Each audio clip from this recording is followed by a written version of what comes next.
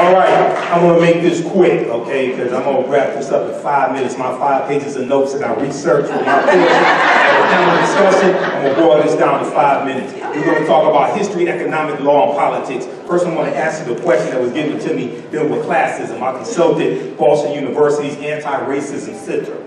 Classism is a belief or a set of policies that deny people their dignity, deny people their value based upon a perceived belonging to different socioeconomic groups, whether they're poor, whether they're middle class, etc. And you create policies around that to target them. So in the African American community, we see higher rates of health-related disparities, high blood pressure, cancer, etc. We see higher rates of pollution, and pollution is connected also to higher rates of health disparities, etc. Okay? Now, one of the things that, I'm Imhotep, founder of the African History Network, host of the African History Network show. One of the things I was also asked to talk about was dealing with economic empowerment and how we deal with that in the African American community. I speak across the country. I'm on Roland Martin Unfiltered every Friday. We need to focus on history, economics, law, and politics. The acronym HELP. History, economics, law, and politics. When two of my teachers teach, Dr. Lyndon Jefferson and Professor James Small, as well as myself, I use what's called the pyramid principle. If you think of a pyramid, the pyramid of Khafre at Giza, a pyramid has 3 sides. The foundation is African history and culture. It's our history and culture that gives us our values, our interests, and our principles. Our VIPs, our values, our interests, and our principles. This gives us a cultural paradigm that we see reality through, okay? It influences the 2 sides of the pyramid, your economic empowerment and your political empowerment. It influences how you engage in economics, okay? I have a contention with a lot of these economic empowerment gurus out here who try to convince us that wealth creation is the same as economic empowerment. And I was interviewing one of them, and I said, we can all have stock portfolios valued at $5 million and still spend 97% of our dollars with people that don't look like us. You have wealth creation, but you don't have economic empowerment. So when we look into our history, if you read the book, Collective Courage by Dr. Jessica Gordon Nemhard, who's one of the top authorities on the history of cooperative economics, the co-ops are principles we brought with us from Africa.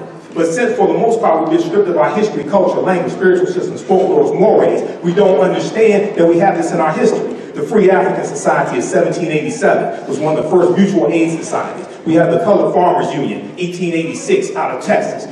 They grew to 1.2 million members in various states. And these were African-American farmers that were sharing farming techniques, sharing all types of equipment, things like this, becoming very prosperous. They had to disband because of death threats from white supremacists. We look at the Colored Merchants Association, 1928, coming out of the National Negro Business League, 1901, Booker T. Washington. This grew to about 243 black-owned grocery stores all across the country. And what they were doing was sharing marketing techniques, accounting techniques. They were buying in bulk, and they were competing better against the Woolworths and Crescents, okay? So you look at another one would be the Black Panther Party for Self-Defense and the mutual aid programs that they had. The screening for sickle cell anemia, the breakfast programs, different things like different things of this nature. When they were they had programs to deliver food to senior citizens who could not get out of their homes. So we have these different types of co-ops and mutual aid societies in our histories.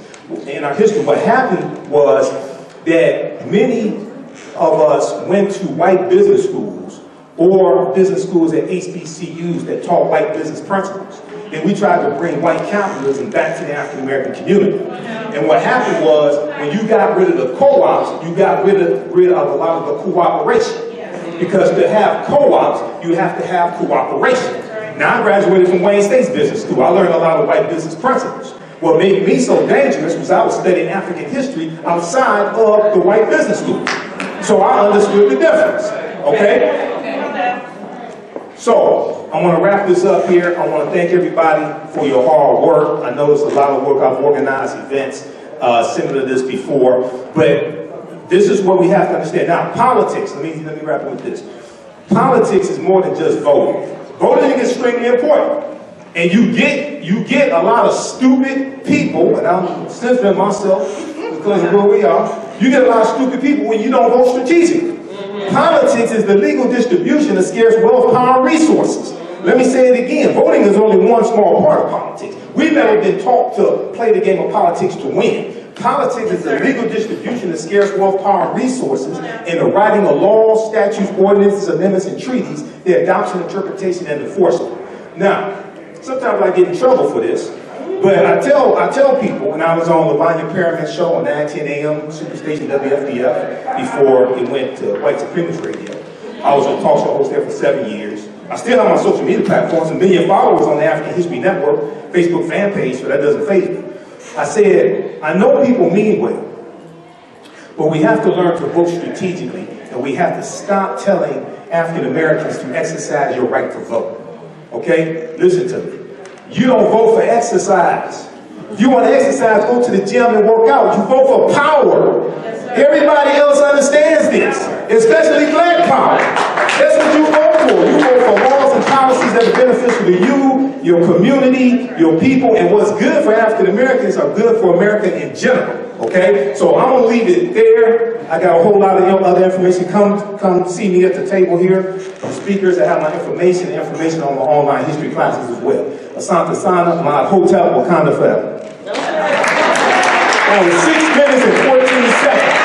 That's how I do it. Thank you, Brother Imhotep. We're going to pass the mic. So join us, class number, normally we do the class on Saturdays, but I'm speaking at a Black History Month celebration this Saturday. So we're going to do the class Sunday, February 25th, 2 p.m. Eastern Standard Time. Register for the class right now. Click right here to register.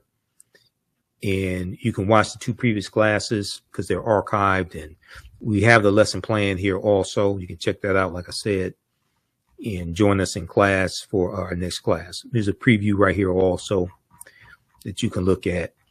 And follow us on our social media platforms. Click right here, Facebook, Instagram, YouTube, X or Twitter. Listen to the African History Network show. Sundays, 9 p.m. to 11 p.m. Eastern Standard Time. We broadcast on Facebook and YouTube. Click right here for our audio podcast.